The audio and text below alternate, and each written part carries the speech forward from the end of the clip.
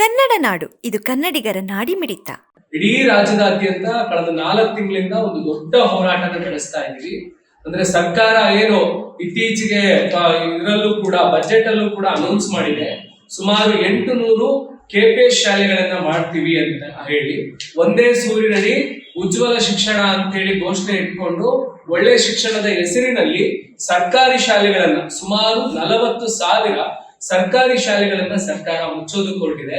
ಗ್ರಾಮ ಪಂಚಾಯತಿಗೆ ಒಂದು ಸರ್ಕಾರಿ ಶಾಲೆ ಅಂತೆ ಇಡೀ ಕರ್ನಾಟಕದಲ್ಲಿ 6,000 KPS ಶಾಲೆಗಳನ್ನ ಮಾಡಿ, ಇನ್ನು ಉಳಿದಿರ್ತಕ್ಕಂಥ 40,000 ಸರ್ಕಾರಿ ಶಾಲೆಗಳನ್ನ ಈ ಶಾಲೆಗಳಿಗೆ ಮರ್ಜ್ ಮಾಡ್ತಕ್ಕಂಥ ಪ್ರಕ್ರಿಯೆ ಈಗಾಗಲೇ ಶುರುವಾಗಿದೆ. ಅದಕ್ಕೆ ತಕ್ಕಂಗೆ ನಮ್ಮ ಬಳ್ಳಾರಿಯಲ್ಲೂ ಕೂಡ ಸ್ನೇಹಿತರೆ ಈಗಾಗಲೇ DD5 ಮೇಡಮ್ ಕೂಡ ಇತ್ತೀಚೆಗೆ ಅವರು ಕೂಡ ಹೇಳಿರೋ ಪ್ರಕಾರ KKRD ಇಂದ, ಕಲ್ಯಾಣ ಕರ್ನಾಟಕ ಒಂದು ನಿಧಿಯಿಂದ, ಹಾಗೆ KMRC ಮೈನಿಂಗ್ ಫಂಡ್ಸ್ ನಿಧಿಯಿಂದ, ಹಾಗೆ ಕರ್ನಾಟಕ ರಾಜ್ಯ ಸರ್ಕಾರದಿಂದ ಎಲ್ಲಾನು ಸೇರಿ ಸುಮಾರು 45 KPS ಶಾಲೆಗಳನ್ನ ಮುಂದಿನ ಜೂನ್ ತಿಂಗಳಲ್ಲೇ ತೆಗಿತೀವಿ ಅಂತ ಹೇಳಿದ್ದಾರೆ. ಸೊ ಈ ತರ 45 KPS ಶಾಲೆಗಳಾದ್ರೆ ಮಿನಿಮಮ್ ಒಂದು ಸ್ಕೂಲಿಗೆ 7 ರಿಂದ 8 ಶಾಲೆಗಳು ಮರ್ಜ್ ಆಗ್ತವೆ. ಈ ತರ ಕರ್ನಾಟಕ ನಮ್ಮ ಬಳ್ಳಾರಿ ಜಿಲ್ಲೆಯಲ್ಲಿ ಸುಮಾರು 600 ಶಾಲೆಗಳು ಮುಂದಿನ ಜೂನ್ ತಿಂಗಳಲ್ಲಿ ಮುಚ್ಚೋಗುವಂತ ಸಾಧ್ಯತೆಗಳಿವೆ. ಸೊ ಇಷ್ಟೆಲ್ಲ ಜನಗಳ ಒತ್ತಡ ಇದೆ, ಸಾಹಿತಿಗಳ ಒತ್ತಡ ಇದೆ, ಹೋರಾಟಗಾರರ ಒತ್ತಡ ಇದೆ. ಇಷ್ಟೆಲ್ಲ ಒತ್ತಡಗಳ ಮಧ್ಯೆ ಸರ್ಕಾರ ಶಾಲೆಗಳನ್ನು ಮುಚ್ಚೋದಿಕ್ಕೆ ನಿರ್ಧಾರ ಈಗಾಗಲೇ ತಗೊಂಡಿದ್ದಾರೆ. ಈ ಪ್ರೋಸೆಸ್ ಅನ್ನು ಕೂಡ ಈಗ ಶುರು ಮಾಡಿದ್ದಾರೆ. ಎಷ್ಟೋ ಸ್ಕೂಲ್ಗಳಲ್ಲಿ ಈಗ ಸರ್ಕ್ಯುಲರ್ಗಳು ಕೂಡ ನಿಧಾನಕ್ಕೆ ಬರ್ತಾ ಇದೆ. ಆ ನಿಟ್ಟಿನಲ್ಲಿ ನಾವು ಇದೊಂದು ದೊಡ್ಡ ಹೋರಾಟ ಆಗಿ ಬೆಳಿಬೇಕು, ಬೃಹತ್ ಹೋರಾಟ ಆಗಿ ಬೆಳೆಯೋ ಕಾರಣ ಇಡೀ ಕರ್ನಾಟಕದಲ್ಲಿ ಪ್ರತಿ ಮನೆಗಳಿಂದ, ಹಳ್ಳಿಗಳಿಂದ ಜನಗಳು, ಪೋಷಕರು ಮತ್ತೆ ವಿದ್ಯಾರ್ಥಿಗಳು, ಯುವಕರು, ರೈತರು ಎಲ್ಲರೂ ಕೂಡ ಬರ್ತಾ ಇದ್ದಾರೆ.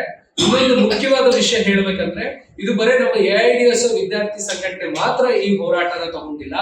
ರೈತ ಸಂಘಟನೆಗಳು, ಕಾರ್ಮಿಕ ಸಂಘಟನೆಗಳು, ದಲಿತ ಸಂಘಟನೆಗಳು, ಮಹಿಳಾ ಸಂಘಟನೆಗಳು, ಎಲ್ಲಾ ಸಂಘಟನೆಯ ಮುಖಂಡರು ನಮ್ಮ ಹೋರಾಟಕ್ಕೆ ಬೆಂಬಲ ನೀಡಿ ಅವರು ಕೂಡ ಈ ಹೋರಾಟಕ್ಕೆ ಮೊಬಲೈಸ್ ಮಾಡ್ತಾ ಇದ್ದಾರೆ. ಹಳ್ಳಿಗಳಿಂದ ಸುಮಾರು 10,000ಕ್ಕೂ ಹೆಚ್ಚು ಜನಗಳು ಈ ಒಂದು ಹೋರಾಟ ಏನು ಏಪ್ರಿಲ್ 10ನೇ ತಾರೀಕು ಹೋರಾಟ ಮಾಡ್ತಾ ಇದೀವಿ ಬೆಂಗಳೂರು ಫ್ರೀಡಂ ಪಾರ್ಕ್ ಅಲ್ಲಿ.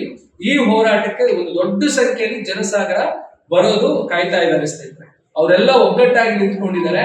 ಈ ಮುಂದಿನ ಜೂನ್ ತಿಂಗಳಲ್ಲಿ 800 KPS ಶಾಲೆಗಳನ್ನ ಏನ್ ಮಾಡ್ತೀವಿ ಅಂತ ಹೇಳಿದ್ದಾರೆ ಕರ್ನಾಟಕದಲ್ಲಿ, ಅಷ್ಟೂ ಶಾಲೆಗಳನ್ನು ಕೂಡ ನಾವು ಉಳಿಸ್ಕೋತೀವಿ, ಒಂದೇ ಒಂದು ಶಾಲೆನೂ ಕೂಡ ಮುಚ್ಚೋದಕ್ಕೆ ನಾವು ಬಿಡಲ್ಲ ಅಂತ ಹೇಳಿ ಜನಗಳು ಒಗ್ಗಟ್ಟಾಗಿ ನಿಂತ್ಕೊಂಡಿದ್ದಾರೆ. ಸೊ ಮುಂದಿನ ದಿನಗಳಲ್ಲಿ ಜನಗಳಿಗೆ ಮತ್ತೆ ಸರ್ಕಾರಕ್ಕೆ ಎದುರ ಬದುರ ನಿಂತ್ಕೊಂಡು ಒಂದು ಹೋರಾಟ ನಡೆಯುವಂತ ಸಂದರ್ಭ ಬರ್ತಾ ಇದೆ. ಸೊ ಇದಕ್ಕೆ ಈ ಒಂದು ಹೋರಾಟ ಮುನ್ನುಡಿಯಾಗಿ ನಿಂತ್ಕೊಳ್ಳುತ್ತೆ, ಏಪ್ರಿಲ್ 10ರ ಹೋರಾಟ. ಸೊ ಇದ್ರ ಬಗ್ಗೆ ನಮ್ಮ ಜಿಲ್ಲೆಯ ಜನತೆಗೆ ತಿಳಿಸ್ತಕ್ಕಂಥ ಕೆಲಸ ಇವತ್ತು ನಾವು ಪತ್ರಿಕಾಗೋಷ್ಠಿಯಲ್ಲಿ ಮಾಡ್ತಾ ಇದ್ದೀವಿ. ಸಬ್ಸ್ಕ್ರೈಬ್ ಮಾಡಿಕೊಳ್ಳಲು ಕೂಡಲೇ ಪಕ್ಕದಲ್ಲಿ ಕಾಣುವ ಬೆಲ್ ಐಕಾನ್ ಕ್ಲಿಕ್ ಮಾಡಿ ನೋಟಿಫಿಕೇಶನ್ ಪಡೆಯಿರಿ.